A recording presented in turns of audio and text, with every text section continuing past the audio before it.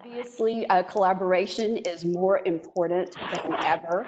I'm Diane Bloodworth. I'm the founder and CEO of scoutSMART. We provide predictive analytics for sports, and we help college football coaches find recruits that fit their program. So our goal today is make sure that you have some things you can take away and use in your recruiting process.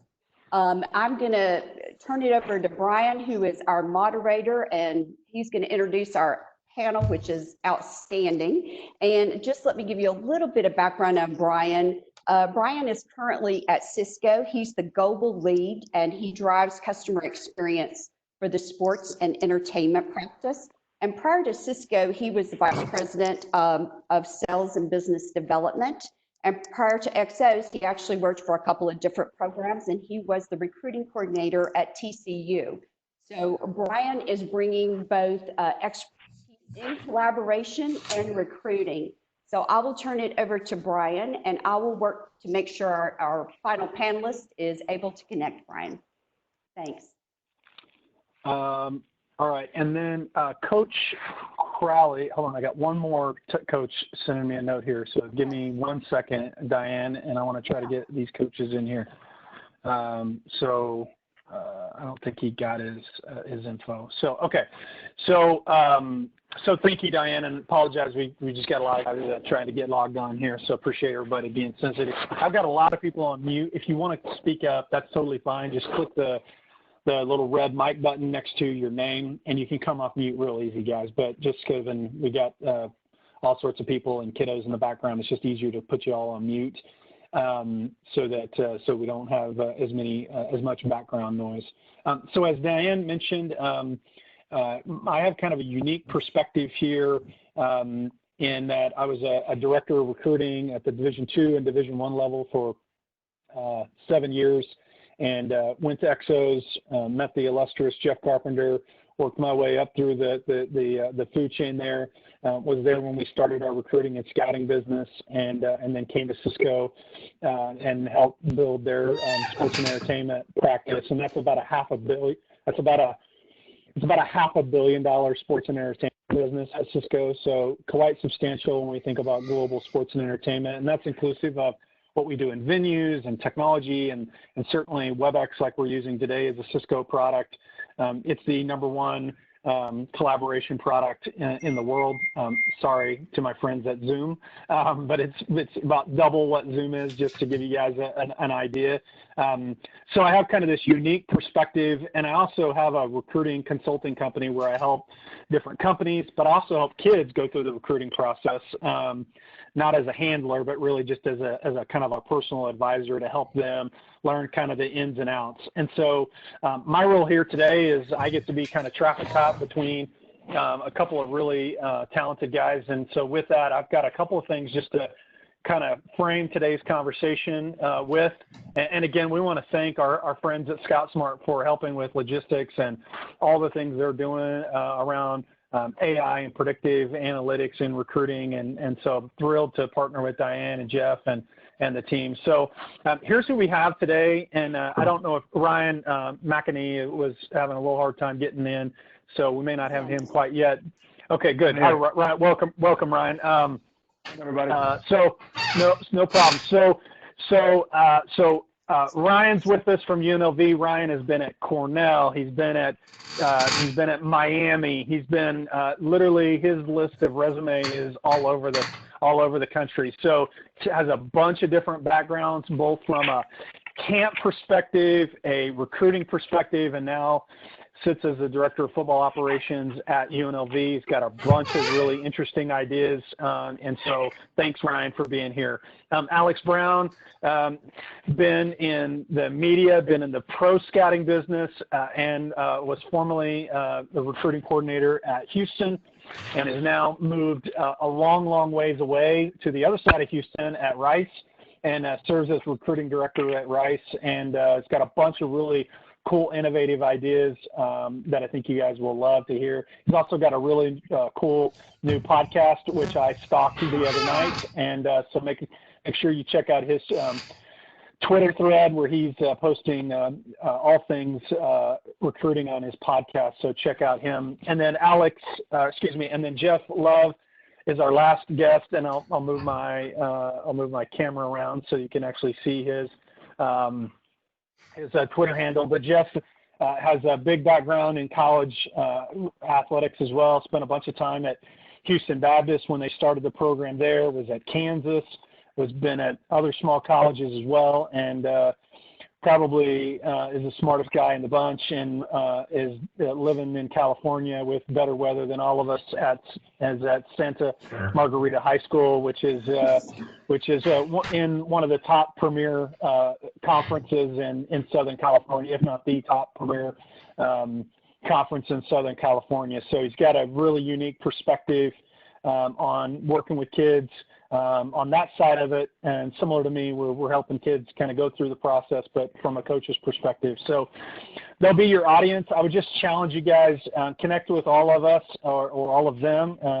Forget the knucklehead kind of moderating it, but at least connect with our guests today on social media. And if you have a question, guys, we're going to be monitoring the hashtag collab recruiting.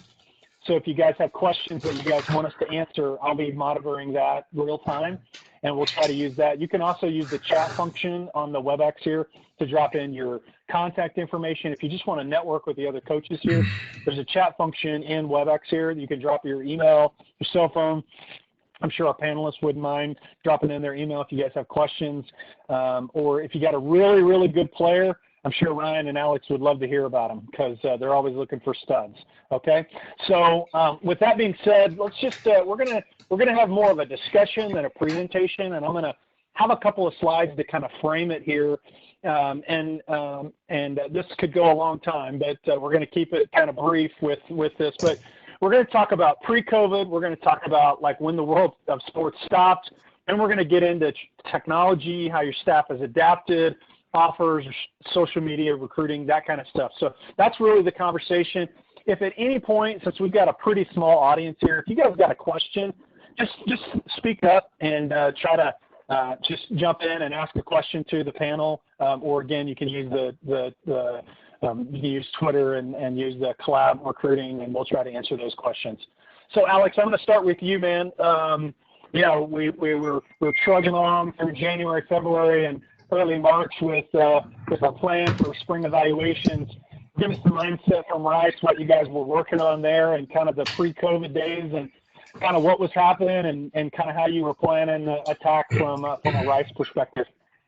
Yeah, absolutely. And first off, just thanks for having us on this this webinar. This is a great opportunity to just talk shop and really just learn from each other. But for us, we were actually fortunate to really get about 3/4 of our practices in. We got 9 practices in to that point, and we had about 60% of our offers on campus. So we were able to really kind of leverage that and really push hard. And we were preparing for an end of March, so the kind of March 27th kind of framework of doing a junior day and getting the rest of the guys that we hadn't gotten on campus a look at what we are and what we have to offer. And for us, the big thing is big time ball, world-class degree, and getting those recruits around our players. And that's what separates just a message, just a brand, just a stat from being like a home. And so that creating that home atmosphere is really hard. And that's why you want to get these kids on campus to do junior days. And so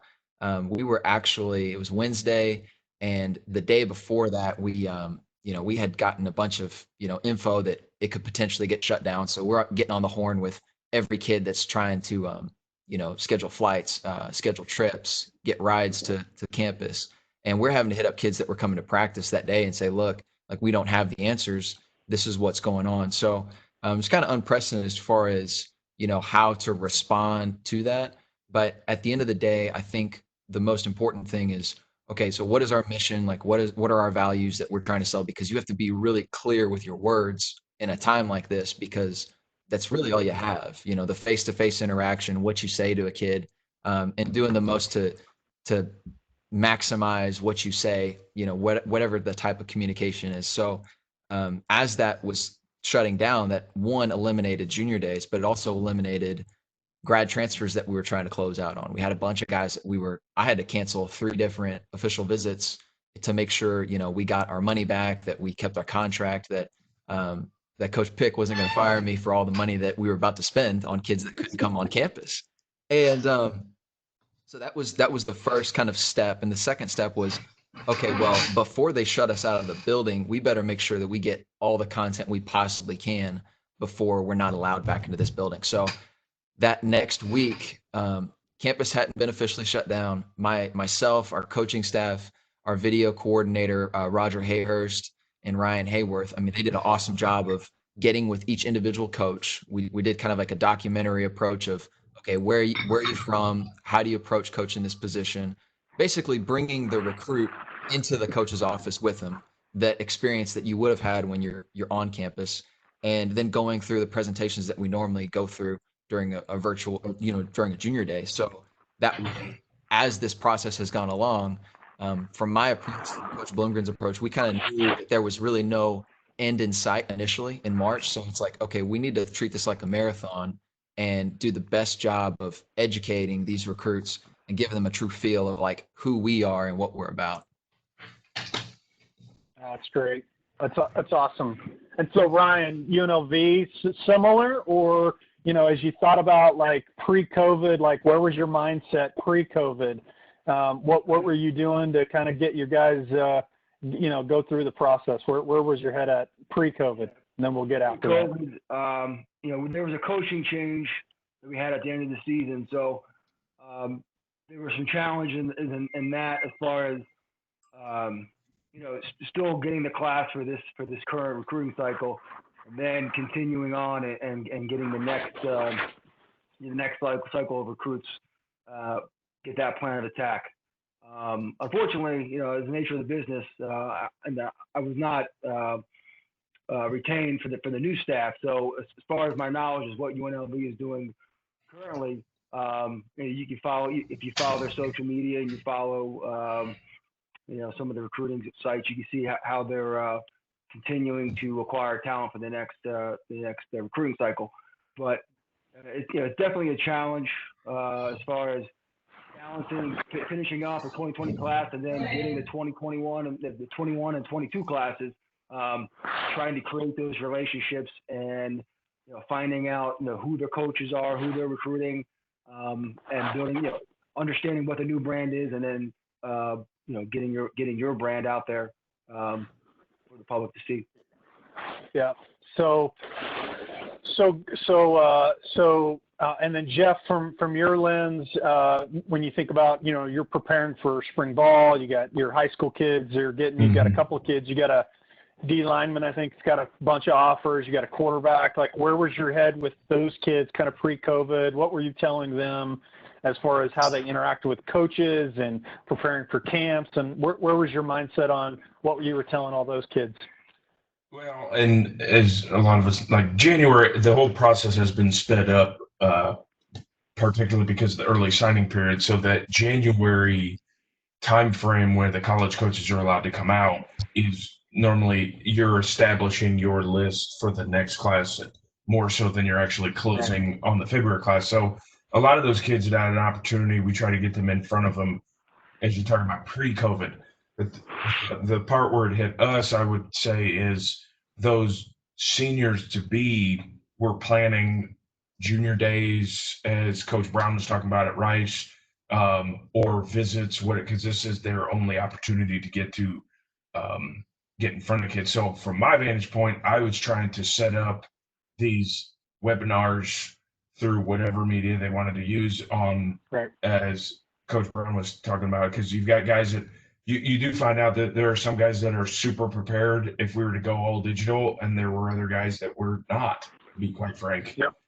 And so you had that opportunity to see who could efficiently use the technology where they needed to. So we've had kids that I've sat in on a couple of them from various different colleges at all levels who, whether it's virtual tours or a web meeting where 8 or 9 guys bounce inside the room, depending on who needs to speak. But yeah, the main thing is just getting the exposure out. So I have an Excel spreadsheet of all the kids with all the test scores and the GPAs, Twitter handles, and all that sort of thing, and then kind of just letting the colleges take it from there. And I have a weekly shot that I'll shoot out to email to the various college coaches that I know are interested in some of our guys. But again, it's all about exposure. Yeah, no, yeah, absolutely. So I just threw up a couple of things, not to make this a Cisco commercial, but it was interesting when, I got contacted by the NFL personally wearing my Cisco hat. I had all my kids that I helped through the vet free agency that were asking about, how do I talk to coaches? It's going to look different this spring, no pants, etc. I found it's interesting. I mean, the amount of people trying to figure out how to play video with smooth playback was a big issue. We had all the video editing companies contacting us at Cisco, all the recruiting companies. So, and then just, a lot of different things that were happening there. So again, Alex kind of teed up a little bit of the work that they did when they kind of felt like they needed to do a little bit of triage around, getting ready for like think about it. March 15th seems like 8 years ago at this point in time. So, but, Alex, you kind of teased on it. So I'll just do a jump ball for anybody. What was it like to, outside of, getting some assets, but moving your staff to having to do all of their recruiting digitally through video conferencing and so forth? What was that conversation like with your head coach and your DFO? What have been the biggest challenges? Has there been a big learning curve, or what was the shock and awe, and then what does it look like early May now for you guys? So Alex, maybe I'll turn to you on that, and then we can segue into kind of where we go from here. So Alex, what was it like? I mean, was it easy? Do you have a young enough staff where it's like, yeah, we got this, and we did a mixture of FaceTime and all the video collaboration tools, or was it like, we got some old school coaches and this is going to be really hard for them? It's actually been pretty easy, and thankfully we don't even have like a magnet board. I remember at Houston, we'd have to reprint that thing like 4 or 5 times, and you're talking 300 tags, and it's just monotonous. But Bloom is very technologically savvy. Everything we do, we throw on the big screen, and we have a virtual board. We kind of post all of our updates in there anyways. So really what it in a weird way kind of removed some distractions that normally happen in an office environment. And we really got to hone in on relationships and like having just heart to heart conversations with kids, and getting on the phone with parents, and getting on the phone with high school coaches more often. And that's been great for the majority of guys that we kind of honed in on. I think the difficulty is really in this time period is just not being able to go see people, not being able to go on the road and go actually recruit and go see high school coaches and talk to them face to face about how is this kid in your program, and seeing how he reacts before he says what he says, because it's not what you say, it's how you say it.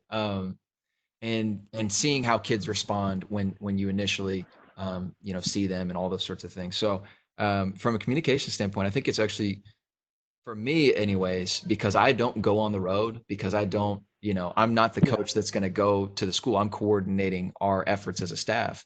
The way I interact with recruits have changed. I just have more time to do it. Yeah, absolutely. And so, Jeff, from your perspective with the high school kids, I mean, that they were obviously, kind of getting geared up for that April 15th evaluation period to open up. Mm-hmm. Probably a little shock and awe when you said, hey, we're probably going to have camp, and, we're going to have to evaluate differently. What was the message that you gave to them early on in the process, and what are you coaching up those kids to do? And maybe I can share what I'm coaching some of my kids up to do, but what are you coaching kids up to do, and how they should collaborate with coaches, and maybe those kids that are on the edge of certain levels of offers or whatnot, like what are you doing to kind of put them over the edge? Well, the tape is the tape, right? And no one was playing any football games during the spring anyway. So a lot of this was just getting them to all understand that while your tape is probably what's going to get you an opportunity, is the exposure part. Anything that you could do on social media that shows your ability to bend, run, or be sudden is what college coaches, having been there, is what I was always looking for during this evaluation period. So trying to bring some sort of realism to what your body type actually looks like, how you run a hoop. There are a couple players on our team that they just shot videos of themselves pushing a truck or running a hoop in the front yard or doing a box jump, just something simple but subtle that could make a college coach go, wow, he can come out of his hips. So, because at the end of the day, that's all I was looking for as a college recruiting coach when I was going around in May was does the tape match what your body can do in person? Yep. Yep. Absolutely. All right. So, great feedback. So we're certainly in a little different state here with the spring is changing. So, and obviously even as of yesterday, right, some new official policies coming out recruiting wise. I know Ryan's seen it. I posted, Alex, I'm sure you've seen it. I put a bunch of stuff on our Instagram at Bedford Agency and my Twitter page on all that stuff. So that's certainly changed. So, guys, in the world of, some of you guys have different philosophies on those that can offer scholarships. Some offer a bunch, some offer a little. In the world of kind of digital recruiting, the comments Jeff talked about as far as, getting whatever you can non-tape, non-game film related, is that the right mindset right now? Like, do you want kids getting on the scale? Do you want them getting a height and weight? Do you want them to do some bend and sudden activities? Do you want them to do short show? Or is there something else that you want to see? Like if there's a kid that you're on the fence on, what do you need right now to put it over the top in the period when you can't make an in-person evaluation? So I'll throw that to the group here. Ryan or Alex, anything that comes to mind for you guys that you would suggest there? I think Jeff hit it on the head with the ability to bend, and not just bend test, but the way body movement. Because at the end of the day, like I've talked to NFL scouts that were dealing with this, during the virtual pro days. It's like nobody's going to go off of your timed watch, but I want to see how your athletic movements are. And the thing that was really critical for us was getting quarterback workout tapes, seeing these guys throw, because that's such a critical part. And it was really hard for us because, we really pride ourselves on not hunting with the shotgun. We hunt with a rifle. We had the fewest offers in the country last year. And the reason we do that, the reason we do that is so that all of our offers are committable. Because I see, the conditional, Hold on, I'm gonna mute. committable offers. You're good. If you're on and you're not muted, mute please, guys. Sorry, it's just really hard to hear the speakers. Thank you. Go ahead, Alex. Yeah, no, so I mean, like, we want to make all of our offers committable, and we had a couple of guys we wanted to go see, and everything checked off the box: the transcript, the kid's personality, the way they talked about him, the coaches, staff vouched for him, got a good recommendation on him, loved the game film, loved the kid's interested in the right things, and the only thing was we just hadn't seen him throw live, and it was such a battle because it's something we really pride ourselves on. But at the end of the day, we have to be able to recruit that kid. And we believed in just who he was as a person. So we had to pull the trigger, which isn't normal. It's not a normal time period. So I think that's where, like Jeff said, just to close that out, it's just anything that you can put out for coaches that shows your athleticism and the work that you're putting in and your body type, and I can see it clearly, that's going to help. Because if you just send the same highlight tape over and over and over and over and over again to my Twitter handle, like, it's not going to make a difference. I've seen that already. Show me something like that adds value. Right. No, think that's pretty spot on. Ryan, anything to add from your perspective? Yeah, I think Alex did a great job talking about the talent component of the evaluation process. I think the new part of it is, we always telling guys you got to get reps to get better, right? You also need to get reps as far as like getting on video, right? And making sure that your background is good, make sure there's no noises going on. Seeing yourself on camera is different than seeing yourself, where you hear yourself think and talk. it's new to it's new unless you're. I mean, some of these guys are pretty good, taking selfies and being on video and posting stuff. But I think it's important to understand that in this, the COVID recruiting cycle now, you're going to have to get on certain platforms, right? You're going to have to go on web conferencing, video conferencing, and there's different levels to that. There's different sites, there's different apps. So it's important to, you don't want to be the first time getting on video with the head coach from, Rice University or Miami or Temple or anywhere else, right? You want to be able to get some practice on that and making sure that it puts yourself in the best light. But the other part of that too is just being authentic, making sure, staying true to who you are, and just, you're creating new relationships with these coaches. So, I mean, that's, instead of being on campus 10 times, you're going to be talking 5 or 6 times, and maybe it's with different coaches, and everybody's going to be watching you. They're going to see how you interact from the first time to the 5th time. So it's important to take that into consideration and, make sure you're putting your best foot forward. I wanted to add on. Well, let me make one little commercial, Jeff, and then you got it. Okay. So one commercial. So here in a couple of minutes, guys, we're going to field questions. So if you guys have questions for these guys or any of them, write them down right now, because we're going to go to you guys and spend the last 10 minutes taking your questions. You got experts here. We'll take any question you got and we'll get it. So Jeff, you were going to say you're going to add on to that? Yeah, what kind of to piggyback off what Alex said, I think especially because of the technological obstacles right now, the art of making how you make your highlight tape is very important, because the coaches have so many tapes to watch. I mean, at the end of the day, I tell our guys, you're trying to get your tape past 60 seconds.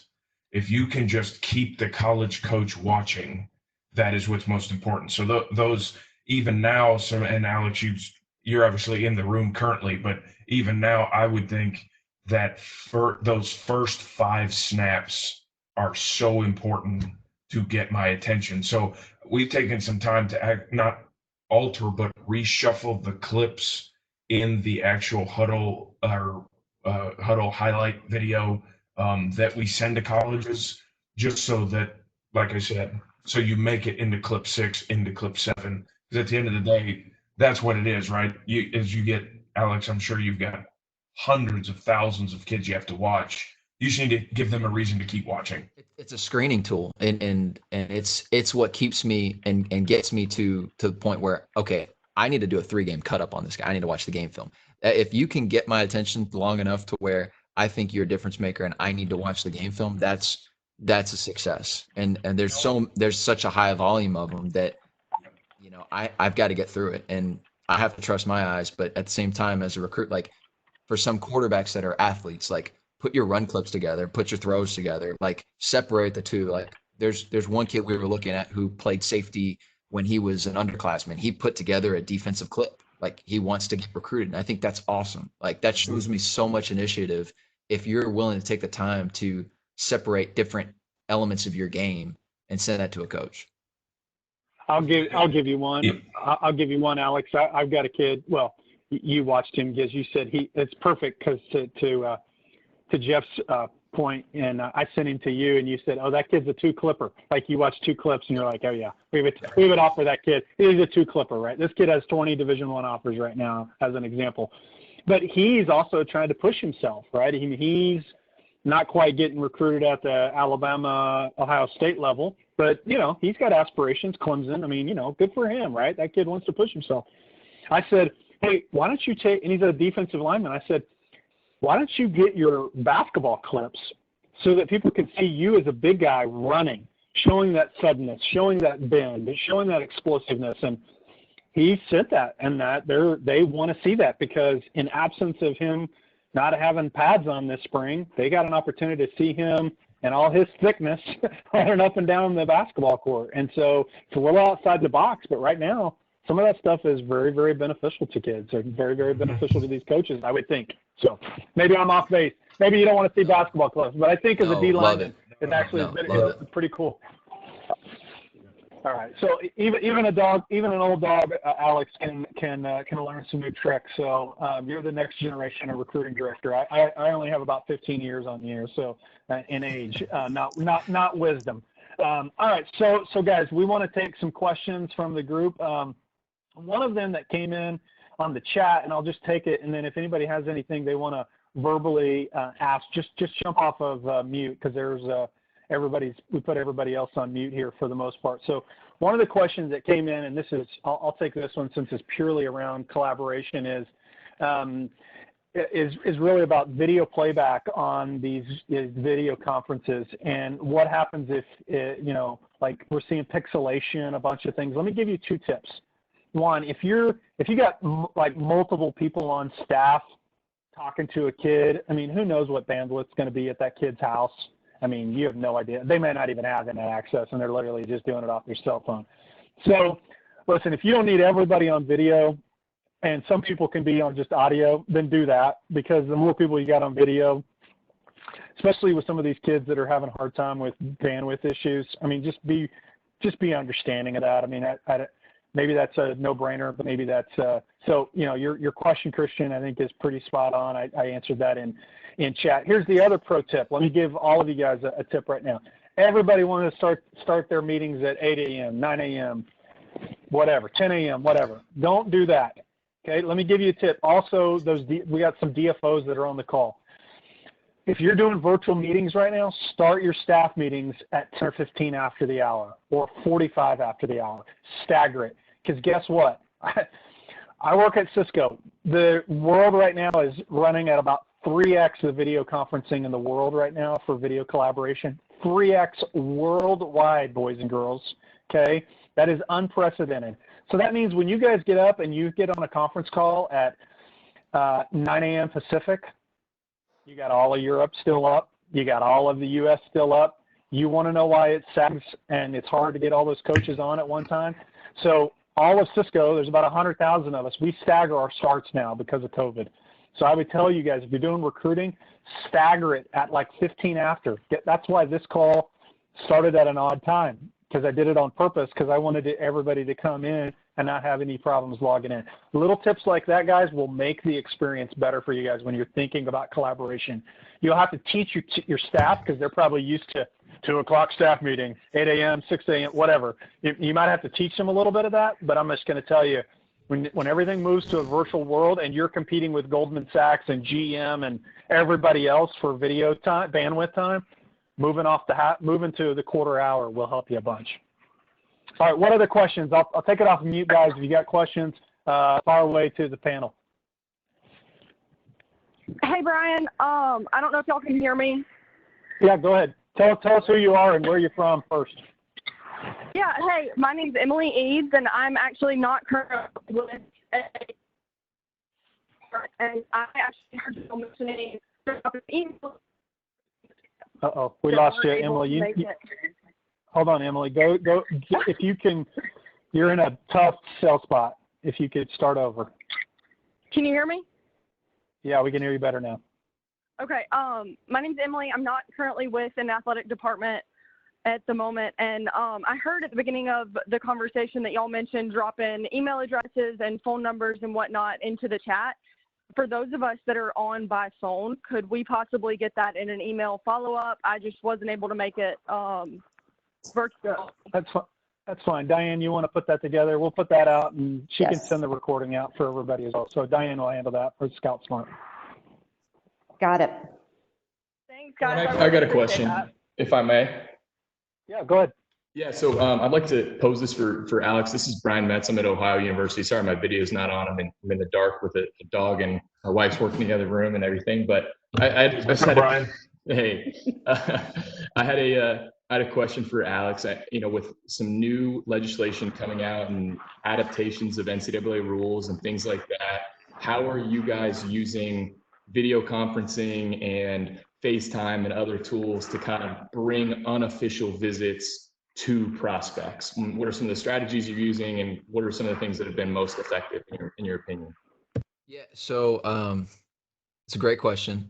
The thing that I do every week when I do my calls with Coach Bloom is that we do a FaceTime call with the recruit, and I tag in all three of us, and we're all three on FaceTime, and it keeps it um, a lot more informal, and it doesn't feel like a full on presentation. It doesn't feel like this big old thing. It kind of humanizes our head coach, right?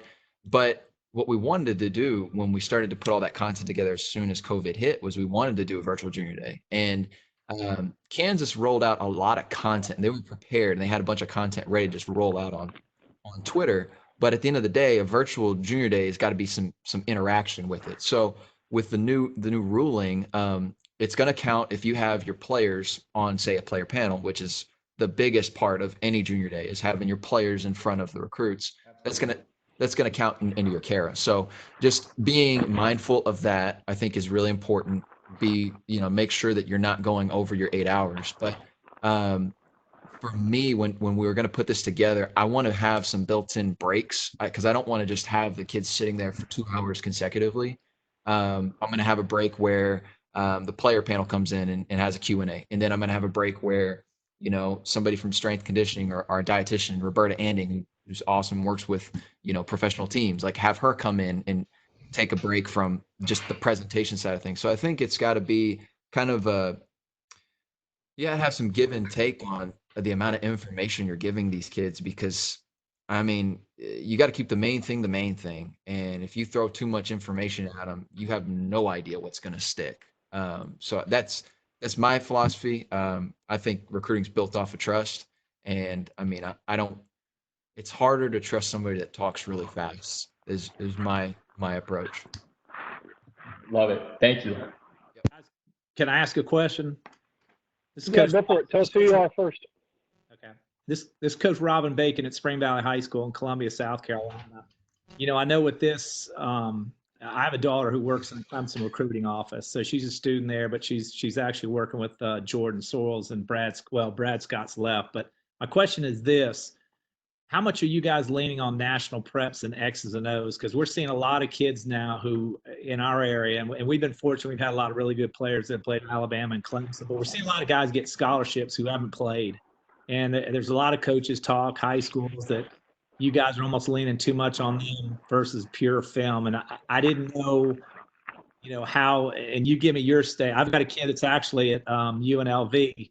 Malik Wesley's a wide receiver, but how much are y'all leaning on those guys for information? Because and I know I GA'd at Clemson after I played. We had the 2 rule. If a kid was 6'2", he's really 6 foot. If he says he runs a 4.3, he's a 4.5. But how much are y'all leaning on those guys right now?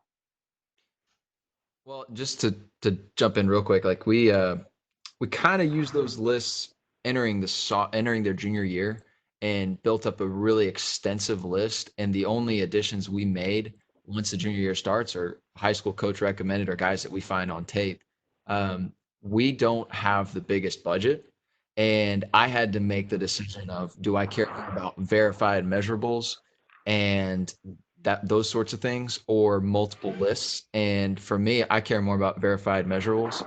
And with the way our kind of process is, and how unique Rice is as far as being a big time, academic university, and playing big time ball, just going straight through Exos really doesn't help, because if I go through 300 quarterbacks, and I find 15 that I like, there's a good chance that 90% of those guys don't have the grades. So to answer your question, I think a lot of teams are, just to try to buy time, because I mean, that's the number one thing you can catch up on, is going through those lists.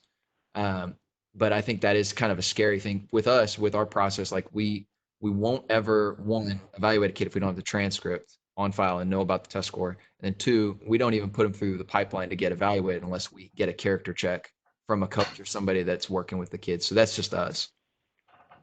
Let me ask you this, since you're in Texas, and that's one of the things we've looked at. I know Texas has started the program with their high school coaches where there won't be any more offers until they've talked to the high school coaches. That helped you out with with some of these sports agents and guys working with them? I mean, we're looking at that in South Carolina. We talked with the Texas high school group. Has that helped you out a little bit? Has that hurt you, or has that helped you?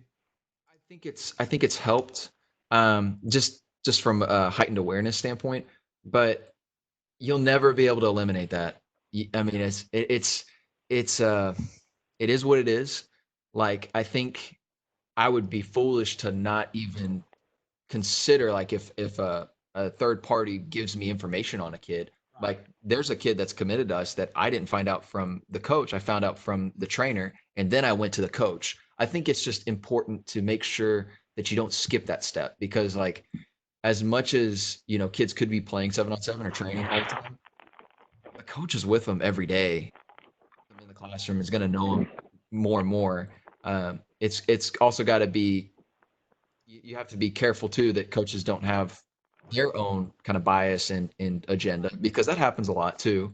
And I think it's on the onus of the colleges. Like, it's a $350,000 scholarship. Like, if I don't do my homework, then I should be fired, Yeah, and I would just add, Robin. I mean, like, I advise kids, but my job's not to, like, I'm not there calling coaches. I'm not calling college.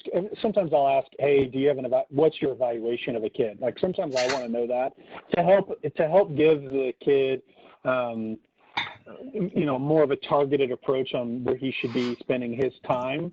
But yeah, I mean, as a recruiting director, right? I mean, you're not going to take a third party, opinion, whether it's Exos or not. And I can tell you, I mean, I was with the TCU guys a couple of weeks ago. I asked them that exact question, Robin, and it was like, yeah, I mean, we do it for early identification.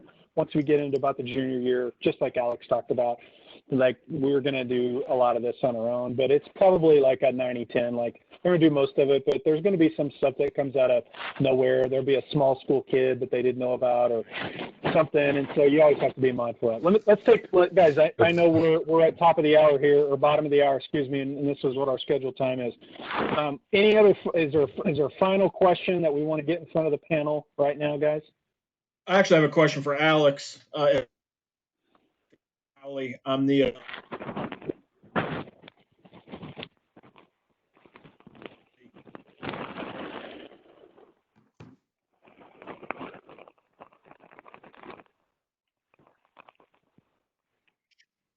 my head coach and I were talking about this other night.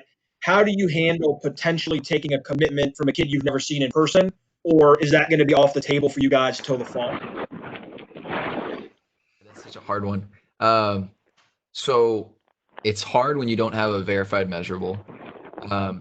We took a commitment from a kid who hadn't stepped on campus. Now, we had seen the kid, so I guess we didn't take a kid that we hadn't seen. I think it goes both ways too for the recruit.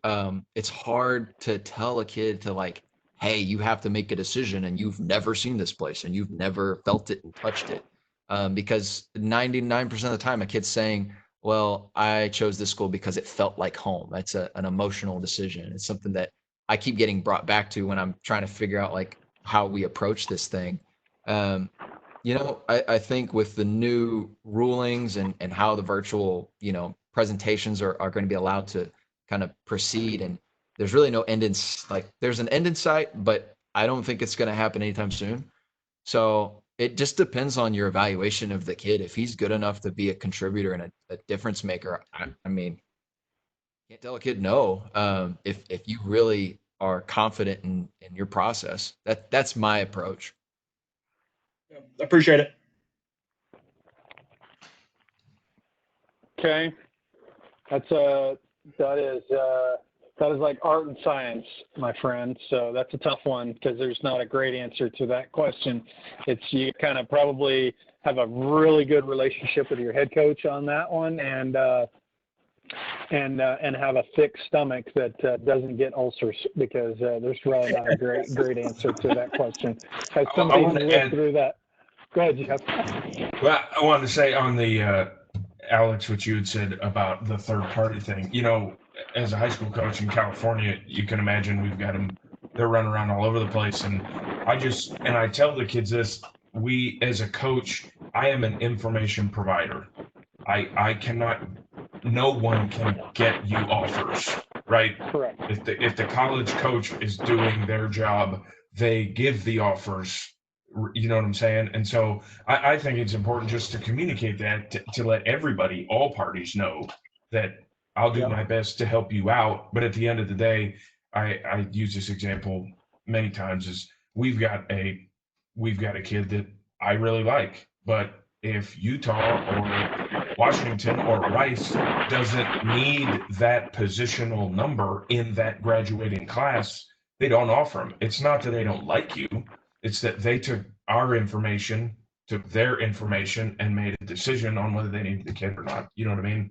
So that's what I've found, having been in high school now for 15 months, is educating the kids on the numbers game that is recruiting, that high schools, and even now, I don't even know that what the game is in the buildings of the colleges, nor do I know what they deal with, what they inherited. I mean, maybe you don't need a quarterback for 2 years. Well, then, I mean, if you're a 21 quarterback, good luck. You know, you can't go there because they're just not going to take one. You know what I mean? So it's just let alone the transfer portal that I'm sure is another kink in the so many factors. That's, you just got to take the stance of, I'm an information provider, and that then teaching the kid, especially in these virtual times, you are your best self-advocate, and that's a good lesson to learn even in life, is to put yourself on a platform where other people want to be around you and see where it goes. Yeah, that's great. All right. Well, I know we're at our scheduled time, Diane, so I want to thank you for putting the panel together. Thanks for allowing me to kind of represent two sides of my brain here in one. My worlds collided in one webinar, which is freaking scary. That 22 years of recruiting and technology and collaboration all into one world. Great to see some friendly faces or friendly names on the webinar. Guys, we had coaches and administrators from all over the country, Michigan, Southern Illinois, Ohio, Rice, UNLV, guys, just all over the country. Awesome that you guys were here. Check out scoutSMART. They're doing some killer stuff. And if you guys are looking at kind of taking the next level in how you're doing recruiting, I want to give a plug out for Diane. And she'll send out the information for all of us that were on the panel today. If you have questions on anything we're doing, I'm sure the guys will be happy to answer those questions. And then we'll put the recording out. If you missed it or you want to forward that on to one of your coaching staff buddies, we can do that as well. We'll put that recording out, and Diane will send that out in the recording. All right, guys? Absolutely. Oh, yes. And check out Alex's cool recruiting podcast. It's called Up Close and Personal with Alex Brown. And I can just envision him sitting in his tub with bubbles on in the podcast. So make sure that you check that out. I'm sure it's really sexy. All right. Have a great day, guys. Enjoy your Wednesday, and we'll talk to you next time. Bye-bye. Thanks, Dan. All right. Thanks, Brian. Thanks, guys. Bye, guys.